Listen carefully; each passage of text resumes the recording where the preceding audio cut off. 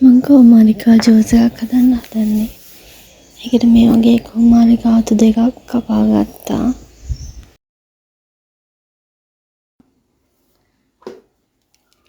වෙලාවක්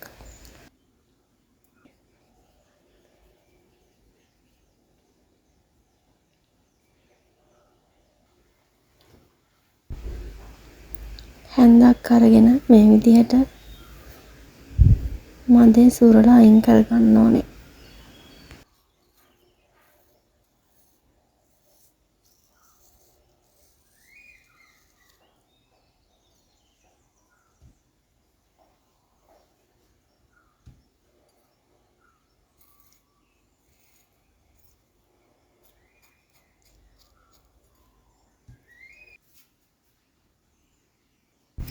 අයිස් කැට දාලා ඒකට මම ලුණු වතුර ටිකක් එකතු කරනවා. කුමාරිකා, ගම්මිරිස් කුඩු,